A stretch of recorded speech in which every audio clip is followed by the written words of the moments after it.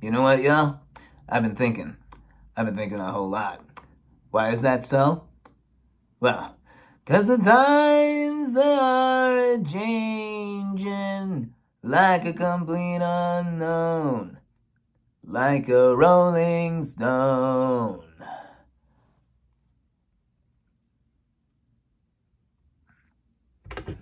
No smoking, y'all. Thank you.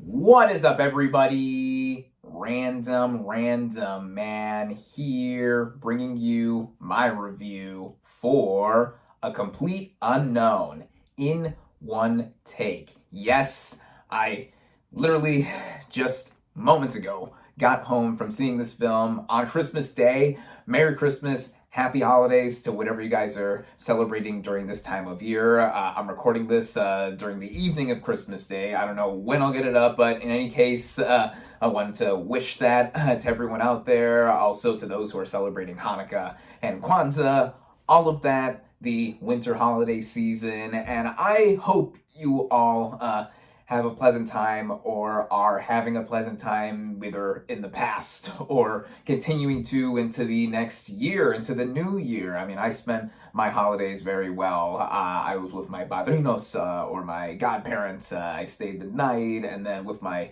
cousins earlier today, I went and saw A Complete Unknown with them as our Christmas Day film. And so this movie, A Complete Unknown, this is a biographical musical drama that is about a period in the life of musician Bob Dylan, covering his days as a folk musician and leading up to what would be him picking up electrical instruments and causing controversy with that. This movie is based on a book called Dylan Goes Electric with an exclamation point. And going into this movie, there was a lot of interest with me seeing this film and anticipating it. It's about Bob Dylan, as I've said, and I don't know too much about him as a musician, but the music that I've heard from him, I am a fan of. I mean, I sang two snippets of two of his most famous songs at the beginning of this video as a funny intro. If you can't tell, I'm a little nasally, I'm a little under the weather, but I'm not too sick or anything. But yeah, I wanted to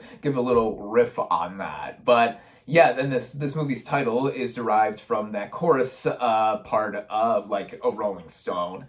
And this movie has been in development for quite a while, for half a decade, and I believed it finished filming earlier this year and has now been cut together for the end of this year, just officially released on Christmas Day. And the lead in this film, Timothée Chalamet, one of my favorite actors who's really firmly cementing himself as one of the best of his generation here. And the director, the producer, co-writer, and director is James Mangold, who is just coming off of last year's Indiana Jones and the Dial of Destiny, which, you know, as a massive Indiana Jones fan, I thought it was okay. I mean, I don't think a lot of what he did there was the problem per se with the film, but you know, I got mild entertainment out of that. But before that, he's done a bunch of other great films, like 2017's Logan, of course, and before that he did 2013's The Wolverine within the X-Men franchise. And he's no stranger to doing musical biopics, having done Walk the Line prior to all of that. And I think he is a strong director. And then again, with Timothée Chalamet in the lead role, I was just looking forward to seeing it. And I did, in theaters where it is only currently available. And let's just get right into it, as starting out with the cast and their performances. We have Timothée Chalamet in the role of Bob Dylan. Now, in the last several years, he's really, like I've said, cemented himself as one of the best to be doing it right now within his age and just the range that he's showing across so many roles. His first Oscar nomination, of course, was for Call Me By Your Name. And then just in the last couple years, he's been showing off more of his props and chops as to what he can do as a performer. I mean, last year we saw him as Willy Wonka in Wonka. And then, of course, I would be remiss to mention or not mention that the two Dune movies with part 2 earlier this year, giving him among his most success to date And I think in terms of performances, I think this is right up there in him playing Bob Dylan. It's not just because it's a typical biopic performance. I don't think that too much in the slightest, because he is transforming. He tremendously transforms into Bob Dylan. Getting the nasally voice down, I mean, my impression was nothing like his or anything like that. He also sings, learned how to play instruments. I mean, he's been in development or doing this movie for years. He's also a producer on this film. So like this started like what, back in 2019, I believe. And then, pandemic hit, the strikes hit. And, in between, he had so much time to be able to hone his skill in really coming across convincingly as Dylan. And yeah, this is one of the best performances I've seen in any movie thus far this year, and one of the best that he's ever put on. He's for sure going to be nominated for Best Actor at the Oscars, and I think he is quite a threat to win in a lot of aspects. Yeah, I thought he was tremendous, as I've said just earlier. And he's aided by a supporting cast that I think are stupendous. I think this is a splendid supporting cast. We have Edward Norton as Pete Seeger, another famous folk musician. And, he steals a lot of scenes that he has. I mean, just the way he puts on this demeanor and the personality that he has. And first encountering Bob Dylan when they are together in the hospital with another folk singer, Woody Guthrie, one of Bill Dylan's idols. Here he's played by Scoot McNairy. And I gotta give him a shout out, because in a performance that's mostly mute and he is hospitalized because he's barely able to move or speak, he does a lot with it. And the movie is evocative of how folk music within this time period, it spans across 1961 and 1965, that folk music is not being as prominent as all the rock and roll and the British invasion that was coming in at the time. And McNairy just, wow. He gives, in a way, a heartbreaking performance in the handful of scenes that he has, and I think that makes him a standout, too.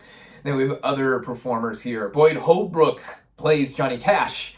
And as I mentioned, James Mangold previously directed the biopic Walk the Line, starring Joaquin Phoenix as the icon. And here, handful of scenes as well, too, but I think he makes the role his own.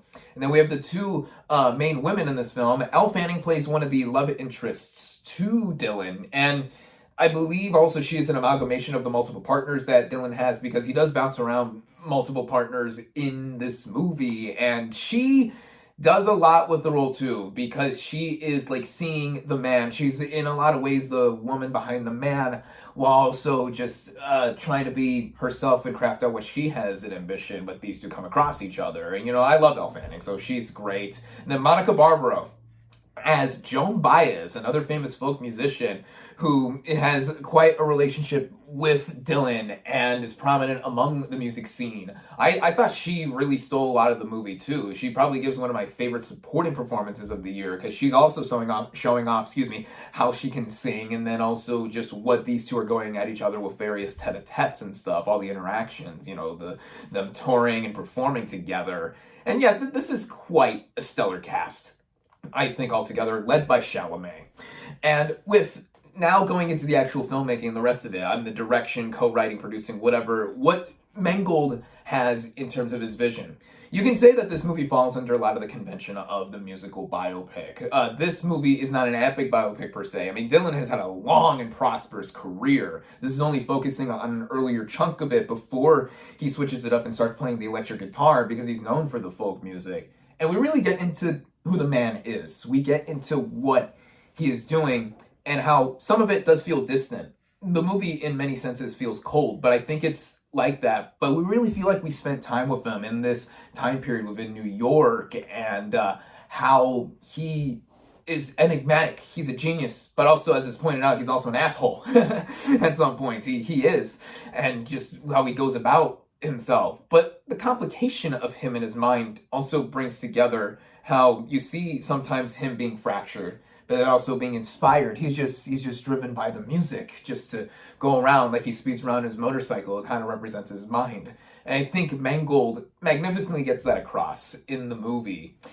And couple that all together just with how the production is shown off. I mean, the way the movie looks. I mean, this is a film about music, so I think the sound and the editing, the mixing, all that coming together. The auditorium I saw it in, I saw it in a really good theater, so like the sound was very much booming. I mean, it wasn't like an action movie, but it really made me feel like I was enveloped in listening to the music and hearing a bunch of recognizable tunes from the time period. And speaking of the time period, with the movie and the way it's shot, it is shot so well. It was very eye-catching. It's not a flashy movie per se, but I think it got the essence of what the early 1960s were like in America. The production design, the costumes, I mean, all the outfits, the get-ups that Dylan wears. I mean, he has his hair, he has the glasses, and even the different instruments. You know, he's using the harmonica at many points while playing the guitar and singing. I love that. I love that. And how it runs together. I mean, the movie is not a short film. It's about 2 hours and 20 minutes. And I don't think it skipped a beat or like it dragged at any point. I was very engaged with what I was watching, because even though not much is happening in bits and moments in certain cases where we see the character just in between performing, but I think it builds up. It really builds up to what he does in 1965 at the festival that he had been doing for every year in the period that's being covered here. And it builds to that moment. And we get to see how this man really was not putting himself in a box. Early in his career, he was doing a lot of cover songs, but then he was doing his own material. He really did not want to be confined to that space. So I think that is a big part as to what I felt was so engaging of this film, even if it doesn't defy too many conventions in what we are seeing. I thought it was so well put together. And I think if I were really to have too many issues, yeah, sometimes you could say the movie is dragging. But I think there were many purposeful moments, even when we see like, oh, the behind the scenes stuff of like, yeah, his manager or like the people up above, like telling him what he can and cannot sing, or like, oh, he's going to start a ruckus once he starts going electric and stops doing folk music and stuff. That kind of trapping you can see, but it's done so well. And I think that in the performance, the transformation of Timothée Chalamet as Bob Dylan, holding it all down, it really makes the movie worth watching on that front alone, because of what he is doing and aided by so much support around him. And I think for that alone too, I think it is a Boffo biopic. And in a lot of biopics, music biopics, we've had a lot of them in recent memory, and we're going to get more in the near future. I mean, Better Man about Robbie Williams is coming out very soon too. So we are going to get a lot of them, as long as there are many like hit stars and icons in the music scene here. But I like films like these that are able to capture a moment in a bottle and have it show us a taste as to what he is doing. And of course, like, yeah, typical biopic, like we get text cards at the end explaining, you know, the rest of his immediate legacy and what has lasted later on and such. But I was already a fan of him prior to this film, and now it made me a bigger fan of Chalamet as an actor, and just, you know, rediscovering his music and seeing like how folk music, not my favorite genre per se, but diving into it again just because, you know, it's adjacent to something like blues or country and stuff, and those aren't necessarily my first choices for music either, but you hear the lyrics, you hear the words, the feeling, and also what it was representing in the counterculture. I mean, there's a lot of civil rights detailings and themings in the background, given that it's the first half of the 1960s, and just how the counterculture is changing. I mean, though the times they are... Okay, I'm not going to do that again. And with now, even nowadays today, you can say that. So in more ways than one, I think this movie is successful in portraying Dylan as a character and as a figure, a person. And, you know, the group I saw it with, my cousins and my two younger cousins, their kids, one's 13, one's 11, and, you know, they had a lot of interest in it, surprisingly, and this is something I think that anyone can all see. It's rated R only for language, which I hate that, just because they say one too many F-bombs, and there's really nothing too suggestive in this movie, too, so I think it could have been scaled down to a PG-13, but, you know, MPA rules or whatever with the language and stuff, you can only get away with 2 F-bombs in a PG-13 movie that are non-sexual or whatever. Like, rest assured, you know, they saw it, my two younger cousins saw it, and they, as long as they're engaged by the story and stuff, and we all were, all 5 of us really walked away thinking that this was a strong/solid film. And, yeah, if it wasn't clear by now, I really enjoyed A Complete Unknown. Will this rank in terms of one of my favorite movies of the year? I think for the performances and what a lot of this movie does immediately, I think it does stand out with the performances for sure, especially Chalamet. We'll see, and as a prelude to what I'm going to do eventually for my end of the year video and going down my 10 favorite movies of the year. I mean, this year, in terms of a year for movies, I don't think was bad per se, but of course, it was affected.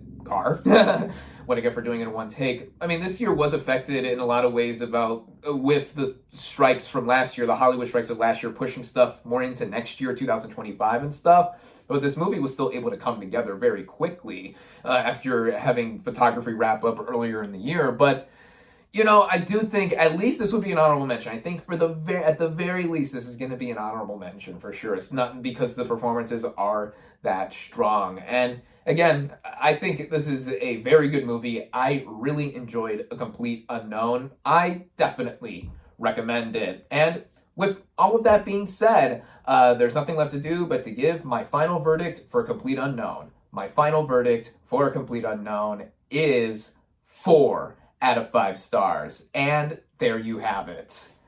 Thank you all, as always, for watching. Be sure to like this video, comment on what you thought of A Complete Unknown. Social media links in the description. Subscribe to my channel for more, and I'll catch you on the next movie review.